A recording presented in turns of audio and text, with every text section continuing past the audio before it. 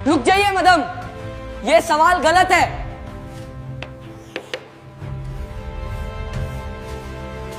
This is not a place for beggars. Leave immediately. एक फटे पुराने कपाओं में लिपटे 14 साल के लड़के की आवाज ने एयर कंडीशनड क्लासरूम की शांति को चीर कर रख दिया। मैडम का हाथ ब्लैक बोर्ड पर रुक गया। उन्होंने पीछे मुंह कर देखा और उनकी आंखों में गुस्सा किसी ज्वालामुखी की तरह धधक उठा। तू एक नाली सान करने वाला मुझे गणित सिखाएगा? तेरी औकात कैसे हुई मेरे क्लासरूम की तरफ देखने की भी? दोस्तों, जरा सोचिए, जिस लड़के को यह नहीं पता कि रात को उसके पेट में अन्न का दाना जाएगा या नहीं, अगर वो शहर के सबसे प्रतिष्ठित स्कूल की गोल्ड मेडलिस्ट टीचर को उनकी गलती बता दे तो अंजाम क्या होगा? क्या वो टीचर अपनी गलती मानेगी या उस लड़के का भविष्य हमेशा के लिए कुचल दिया जाएगा? आज की कहानी रोंगटे खाए कर देने वाली है। यह कहानी है टैलेंट और तकदीर की जंग की। तो दिल थाम कर बैठिए, क्योंकि अगले कुछ मिनटों में आपकी आंखों से आंसू नहीं रुकेंगे। घड़ी में सुबह के 8 बज रहे थे। शहर का सबसे रईस इलाका, जहां स्थित था इंपीरियल हाई इंटरनेशनल स्कूल। यह स्कूल कम और 5 स्टार होटल ज्यादा लगता था। यहां की पार्किंग में मर्सिडीज, ऑडी और बीएमडब्ल्यू जैसी गाड़ियों का मेला लगा रहता था। बच्चे गाड़ियों से ऐसे उतरते थे जैसे किसी रेड कारपेट पर चल रहे हों। उनके जूतों की चमक और यूनिफॉर्म की इस्त्री बता देती थी कि वो किस रुतबे से आते हैं। लेकिन इसी चकाचौंध के ठीक बाहर स्कूल की ऊंची चारदीवारी से सटा खड़ा था सूरज। सूरज नाम तो सूरज था, लेकिन उसकी जिंदगी में घना अंधेरा था। उसके बदन पर एक ऐसी शर्ट थी जिसका रंग मैल और पसीने से पहचानना मुश्किल था। बाल बिखरे हुए, चेहरा धूल से सना हुआ और कंधे पर प्लास्टिक की एक भारी बोरी। उस बोरी में शहर का वो कचरा था जिसे छूने से भी लोग कतराते थे। स्कूल के गेट पर खड़े सिक्योरिटी गार्ड उसे हिकारत भरी नजरों से देख रहे थे। अमीर घरों के बच्चे उसे देखकर अपनी नाक पर रुमाल रख लेते थे। छी, कितनी बदबू आ रही है, एक बच्चा अपनी मां से बोला। लेकिन सूरज को इन बातों से कोई फर्क नहीं पा रहा था। उसकी नरें, जिनमें एक अजीब सी भूख थी खाने की नहीं, ज्ञान की, सिर्फ एक जगह टिकी थीं। ग्राउंड फ्लोर की खिड़की, रूम नंबर 12। वहां शहर की सबसे खौफनाक और काबिल गणित की टीचर मिसेज शालिनी वर्मा पचा रही थीं। मिसेज शालिनी के बारे में मशहूर था कि अगर वो किसी बच्चे को घूर भर लें तो उसे पसीना आ जाता था। वो गणित की जादूगरनी मानी जाती थीं। क्लास में सन्नाटा था। बोर्ड के इम्तिहान नजदीक थे। मिसेज शालिनी ने ब्लैक बोर्ड पर इंटीग्रल कैलकुलस का एक बेहद उलझा हुआ सवाल लिखा। उन्होंने अपनी काकक आवाज में कहा, क्लास, अपनी आंखें और दिमाग बोर्ड पर रखो। यह सवाल पिछले 10 सालों से आईआईटी के पेपर्स में आ रहा है और बबे बबे विद्वान इसमें गलती कर बैठते हैं। यह लिमिट थ्योरम का वो चक्रव्यूह है जिसे भेदना सबके बस की बात नहीं। जैसा मैं लिख रही हूं वैसा ही कॉपी करो, अपना फालतू दिमाग मत लगाना। पूरी क्लास की सांसें अटकी हुई थीं। किसी में इतनी हिम्मत नहीं थी कि पेन भी हिला सके। मिसेज शालिनी ने सवाल हल करना शुरू किया। Step 1, step 2, step 3। बाहर खजा सूरज खिड़की की लोहे की ग्रिल को अपनी मुट्ठी में भींचे खजा था। उसकी पुतलियां ब्लैक बोर्ड पर चल रही चौक के साथ साथ हिल रही थीं। उसके लिए वो गणित के नंबर किसी संगीत की सुर लहरी जैसे थे। वो भूल गया कि वो एक कचरा बीनने वाला है। उसे लगा कि वो भी उसी क्लास का एक छात्र है। जैसे ही मिसेज शालिनी ने चौथा स्टेप लिखा और एक ब्रैकेट बंद करते हुए प्लस का निशान लगाया, सूरज के होंठ अपने आप फटफटाए। नहीं, यह गलत है, यहां माइनस होना चाहिए। उसकी आवाज बहुत धीमी थी, लेकिन खिड़की के पास बैठे क्लास के सबसे शरारती और रईस छात्र विक्रम के कान बहुत तेज थे। विक्रम को पात आई से ज्यादा दूसरों का मजाक उड़ाने में मना आता था। उसने जैसे ही सूरज को खिड़की पर देखा, उसके चेहरे पर एक शैतानी मुस्कान आ गई। विक्रम अपनी सीट से उछला और जोर से चिल्लाया, oh my God, ma'am, ma'am, देखिए बाहर कौन है। वो कचरे वाला लड़का हमें घूर रहा है मैम। कितनी गंदी स्मेल आ रही है, प्लीज उसे भगाइए, मेरा तो दम घुट रहा है। दोस्तों, कहानी में अब जो भूचाल आने वाला है वो आप सोच भी नहीं सकते। क्या एक मामूली लड़का अमीरों के स्कूल की नाक में दम कर पाएगा? अगर आपको भी गरीबों के हे की आवाज उठाना पसंद है तो अभी इस चैनल को सब्सक्राइब करें और वीडियो को लाइक कर दें। विक्रम की बात सुनकर पूरी क्लास खिड़की की तरफ मोई। बच्चे हंसने लगे। मिसेज शालिनी का लिखना रुक गया। चौक की खट आवाज बंद हो गई। उनका ध्यान भंग होना उन्हें कतई बर्दाश्त नहीं था। वो गुस्से में तमतमाते हुए खिड़की की तरफ बईं और उसे जोर से खोला। ए लड़के, शालिनी मैम की आवाज़ शेरनी जैसी थी। तेरी हिम्मत कैसे हुई यहां खड़े होकर मेरी क्लास में झांकने की? ये इंपीरियल स्कूल है, कोई खैराती धर्मशाला नहीं। चल भाग यहां से।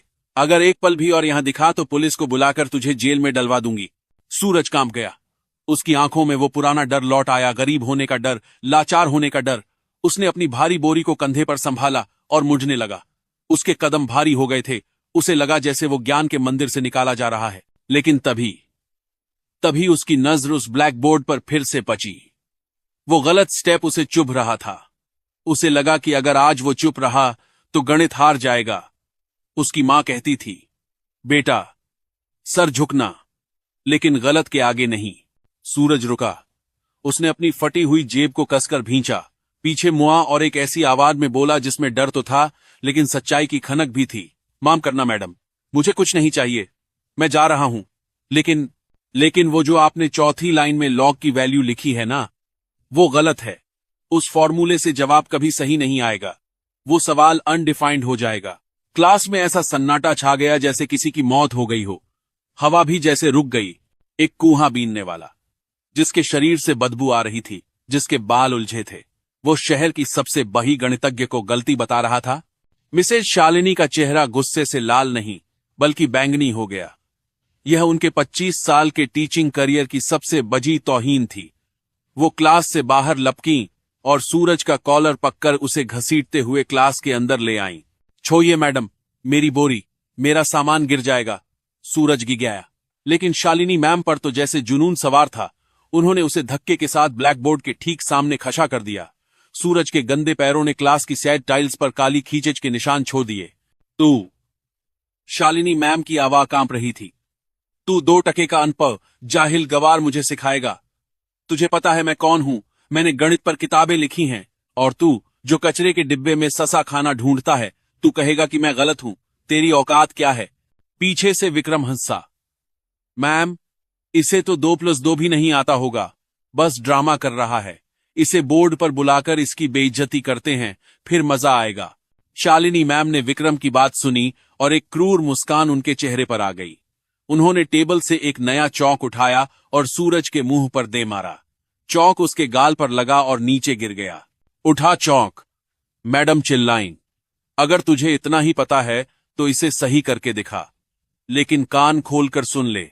अगर तूने गलत किया या मेरा 1 मिनट भी बर्बाद किया तो मैं स्कूल के प्रिंसिपल को बुलाकर तुझे इतना पिटवाऊंगी कि तू अपने पैरों पर चलकर घर नहीं जा पाएगा।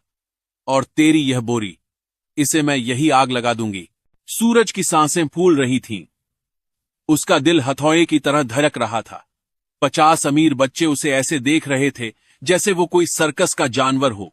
उसने झुककर कांपते हाथों से वो चौक उठाया। चौक हाथ में आते ही उसे अपनी मां गायत्री की याद आ गई।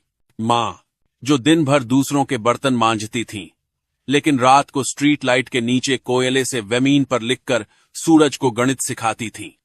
मां के वो शब्द उसके कानों में गूंज उठे। सूरज, गणित अमीरों की जागीर नहीं है, यह तो कुदरत की भाषा है।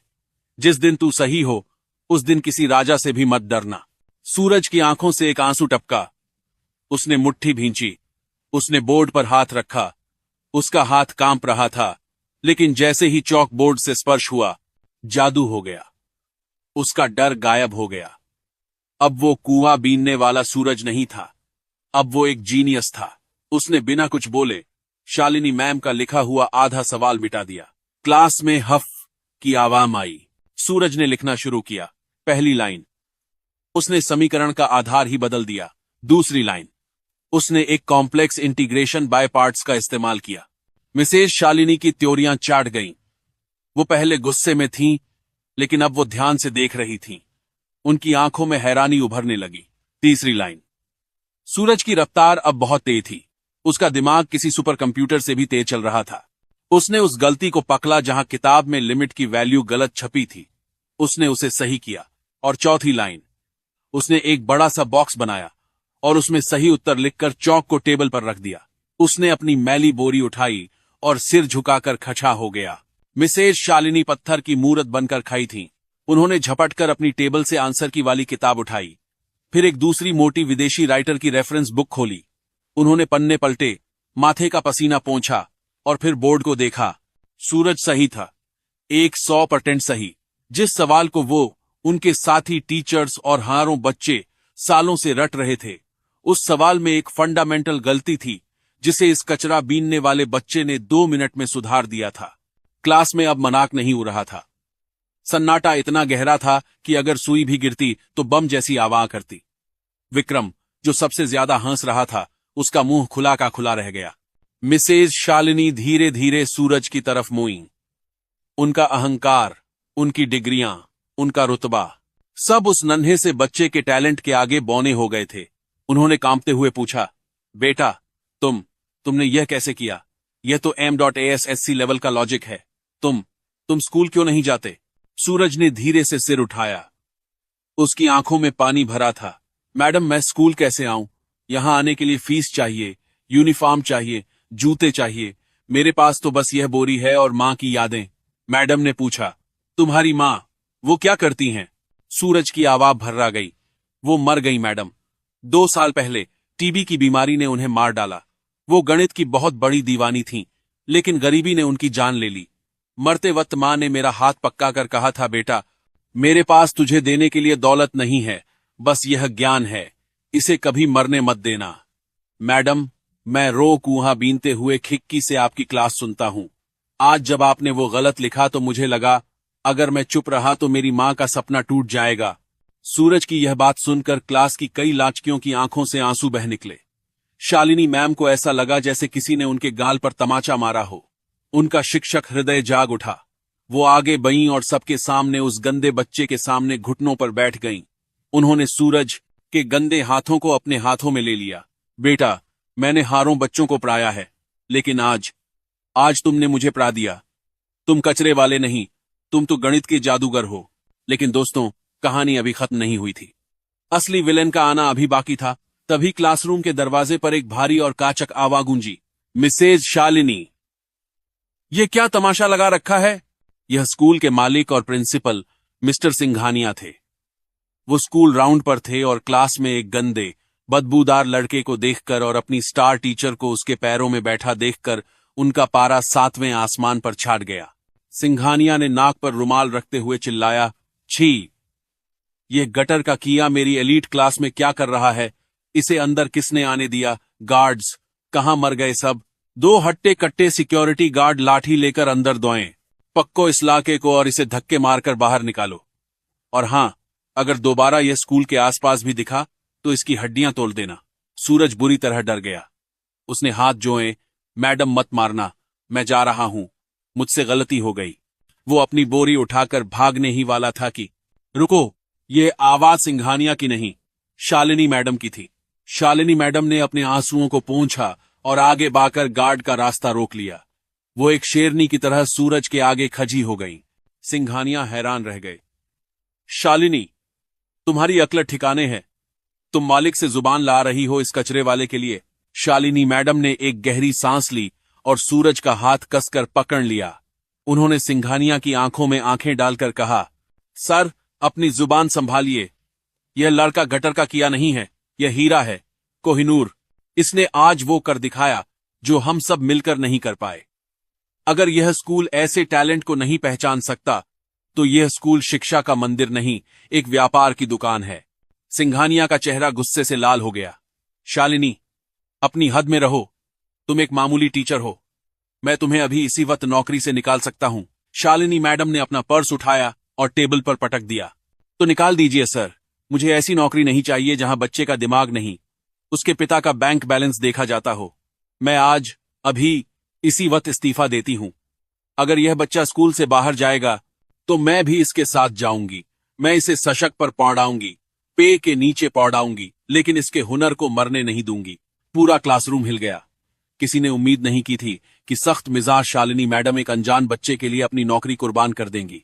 तभी गेट पर खड़े स्कूल के सबसे पुराने छपरासी काका रामदीन दौड़ते हुए अंदर आए।